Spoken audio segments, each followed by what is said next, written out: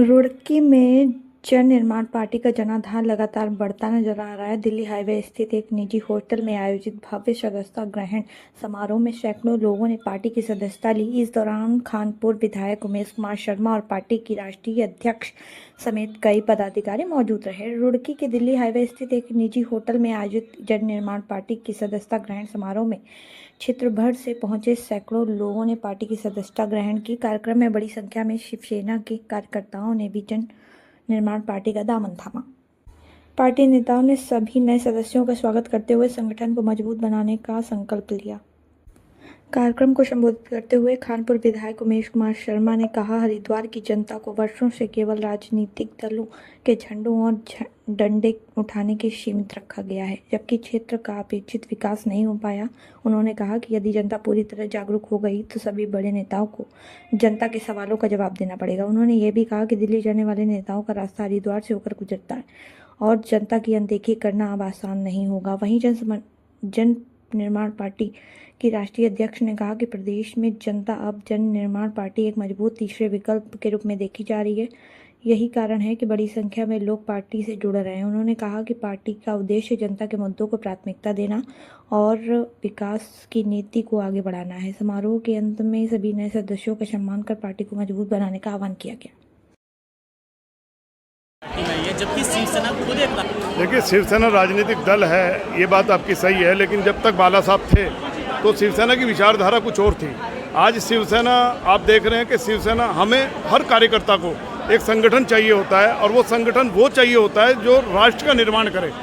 लेकिन शिवसेना, मुझे ऐसा लगा कि शिवसेना महाराष्ट्र के निर्माण के लिए बनी है और राष्ट्र के निर्माण के लिए नहीं बनी है। राष्ट्र का निर्माण जब होगा जब जन का निर्माण होगा, और जन निर्माण पार्टी में होगा, ऐसा मुझे लगा। क्योंकि मैं उमेश भाई से लगभग 1.5 साल से जुड़ा हुआ हूँ और मुझे उमेश भाई की मैंने काम भी देखे हैं। वो चाहे कन्याओं का विवाह हो, चाहे अपनी विधानसभा में विभिन्न तरीके के काम हैं। आप देख रहे होंगे हरिद्वार के अंदर, हरिद्वार के विधायक, भाजपा से जो विधायक आते हैं, उन्होंने कितने सालों से वो विधायक हैं। मुझे आप एक काम बता दीजिए, हरिद्वार में जो नवीनीकरण हुआ हो, सौंदर्यीकरण हुआ हो, आज रानीपुर मोड़ पे पानी भरता है, वो तक इनसे सही नहीं हुआ। एक छोटी सी समस्या है, तो ये क्या हरिद्वार का निर्माण करेंगे और क्या जन का निर्माण करेंगे और क्या उत्तराखंड का निर्माण करेंगे? तो इन सब चीज़ों को देखते हुए आज 25 साल की राजनीति में हम लोगों को लगा कि मैं गलत जगह मेहनत कर रहा हूँ। उमेश भाई के काम को देखा, जन निर्माण पार्टी के नाम को देखा, सोनिया जी के सरल स्वभाव को देखा, तो मुझे लगा कि यहाँ एक प्यार भी है और परिवार भी है, और मुझे ऐसा लगता है कि यहाँ जन का निर्माण भी होगा और उत्तराखंड की अखंडता और पवित्रता के लिए काम भी होगा। विधायक तो बहुत सारे हैं, विधायक बहुत सारे हैं, 70 विधायक हैं उत्तराखंड में। विधायक जी की नहीं हो रही है, विधायक जी के काम की हो रही है। और विधायक जी का जो काम बोल रहा है, वहाँ कहीं ना कहीं मैडम जी की उपस्थिति दर्ज होती है। इसलिए काम की हो रही है, इनके काम की हो रही है, संगठन के नाम की हो रही है और विधायक जी के काम की हो रही है। नहीं है, मेरा जो संकल्प है, मैंने उमेश भाई को कहा है कि मैं अपना आजीवन जो है जन निर्माण पार्टी को आजीवन, अपना आगे का जीवन जो है वो पार्टी के लिए दूंगा। और मैंने उनको ये भी कहा है कि मुझे कोई पद नहीं चाहिए, लेकिन उसके बावजूद भी अगर संगठन की कोर कमेटी मुझे कोई जिम्मेदारी देगी या मुझे चुनाव लड़ने के लिए कहेगी तो मैं लड़ूंगा। कार्यक्रम में कितने लोगों ने पार्टी की सदस्यता ली और क्या जो विचारधारा है वो उनको अवगत करेगी? जन निर्माण पार्टी का जो सदस्यता ग्रहण समारोह था, इसमें हज़ारों की संख्या में लोग यहाँ पहुँचे हैं। अन्य राजनीतिक दलों को छोड़कर भी हमारी पार्टी में ज्वाइन किया है, लोगों ने सदस्यता ली है। इसलिए मैं उन सब का बहुत अभिनंदन और स्वागत करती हूँ अपनी पार्टी में। आज हमारे लिए बहुत गर्व का दिन है, जो पहले ही सदस्यता ग्रहण समारोह, जो कि पिछले 48 घंटों में ही कॉल ऑन किया गया, बताया गया लोगों को, और तब भी इतने लोग यहाँ उपस्थित हो पाए। तीनों को डिफीट कर पाएंगे? राष्ट्रीय पार्टियां ही पिछले 26 साल से यहाँ पे सत्ता में हैं उत्तराखंड में, परंतु उत्तराखंड जिस भावनाओं से, जिस उद्देश्य से बनाया गया था, वो अभी तक पूर्ण नहीं हुआ। यूकेडी भी आवाज़ उठा रही है, परंतु वो सिर्फ पहाड़ों पे एक्टिव है। हमारे मैदानी इलाकों में आवाज़ उठाने के लिए कोई भी ऐसी पार्टी नहीं है जो मजबूत विपक्ष पेश कर सके। तो हमारी पार्टी को हम मजबूत विपक्ष के रूप में देखते हैं। अब आप लोग समझते हैं, ऐसा दुर्व्यवहार यहाँ के लोगों के साथ हो रहा था, कई सालों से हो रहा था, परंतु फिर भी हरिद्वार के लोग या प्लेन के लोग इस बात को समझ नहीं पा रहे, राष्ट्रीय पार्टियों के पीछे ही भाग रहे हैं, जो कि गलत है। इसीलिए हमने ये पार्टी का गठन किया है, जिससे उनको समझ आए कि उनके लिए कोई है जो स्टैंड लेगा, उनके लिए है कोई जो आवाज़ उठाएगा। हालांकि संपूर्ण उत्तराखंड को ही पहाड़ी राज्य कहा जाता है, परंतु फिर भी ये भेदभाव बहुत गलत है। राष्ट्रीय पार्टी छात्रों के मुद्दों के लिए, खास तौर पे कन्याओं के लिए मैं चाहती हूँ, हमने जो मैनिफेस्टो में जो डिक्लेयर किया है वो ये है कि हर विधानसभा में, हर जिले में, हर क्षेत्र में, जो बड़े क्षेत्र हैं, बड़ी विधानसभा है, उसमें 1 से 2 कन्या विद्यालय जरूर होने चाहिए। इंटर कॉलेज, कन्याओं के लिए इंटर कॉलेज होने चाहिए। और क्योंकि बहुत सारी कन्याएं 8वीं 10वीं के बाद बाहर नहीं निकल पाती, उनके क्षेत्र में प्राइमरी स्कूल्स हैं या 10वीं तक के स्कूल हैं। तो इसलिए मैं चाहती हूँ हमारा जो मेन फोकस है हमारा शिक्षा पे रहेगा, क्योंकि शिक्षित होगा जब हमारा यूथ तभी आगे बढ़ेगा। सबसे पहले हमारे लिए हरिद्वार जिला ही आता है, हम सबसे पहले हरिद्वार जिले के लिए काम करें। हरिद्वार जिले की ही आवाज़ उठाने के लिए ये विपक्ष पार्टी जो हमारी पार्टी है ये बनी है, क्योंकि कांग्रेस विपक्ष होने के बाद भी मजबूती से हरिद्वार के लोगों की बात नहीं उठा पा रही। कहीं ना कहीं आज के टाइम में मजबूत नहीं है, बिल्कुल नहीं है। आप देख रहे हैं ये चीज़, क्योंकि इनके नेता वही, जैसे विधायक जी ने कहा, रीढ़ की हड्डी नहीं है, नहीं बोल पा रहे हैं। और हमारे लोग ज़्यादातर यहाँ पर कहना नहीं चाहिए, परंतु पहाड़ी नेताओं को ही प्रमोट कर रहे हैं हमारे लोग भी। तो कम से कम जो हरिद्वार के लोग हैं उन्हें समझना चाहिए कि यहाँ के लोगों की अलग एक पहचान है, हमेशा से है, तो उनके लिए कार्य हम जरूर कर रहे हैं। कार्यक्रम हुआ है, आप यहाँ पहुँचे हैं, किस तरीके से अपनी शुभकामनाएं दी है? और जो देखिए, मैं जन निर्माण पार्टी की जो नीतियाँ हैं उनसे प्रभावित हूँ, और जन निर्माण पार्टी का कोई भी कार्यक्रम होता तो मैं आता ज़रूर हूँ। आज भी आया हूँ। एक भव्य सदस्यता ग्रहण समारोह हुआ।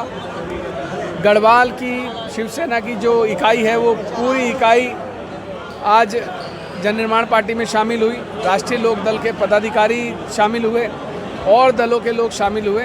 तो ये बहुत बड़ी बात है किसी एक नई पार्टी के लिए कि इस स्तर पर सदस्यता ग्रहण समारोह पहला, मैंने आज तक कभी ऐसा देखा नहीं। अच्छा, जो राजनीतिक पार्टियां भी, ये भी बयान दिया गया, जो राष्ट्रीय पार्टियां हैं या और जो क्षेत्रीय दल हैं वो जनता की उम्मीदों पर खड़े नहीं कर रहे हैं, वो उनका विश्वास खो चुके हैं। तो जन निर्माण पार्टी कैसे विश्वास? देखिए, कभी कभी जब आदमी प्रताड़ित होता है, शोषित होता है, पीड़ित होता है, वंचित होता है, तो वो ये तलाशता है कि कौन मुझे सहारा देगा, कहाँ मुझे उम्मीद की किरण दिखेगी। तो शायद जन निर्माण पार्टी की जो नीतियां हैं, उनसे जुड़े हुए लोगों के जो आचरण हैं, उनकी जो कार्यशैली है, शायद उससे लोग प्रभावित हैं और जन निर्माण पार्टी से जुड़ रहे हैं।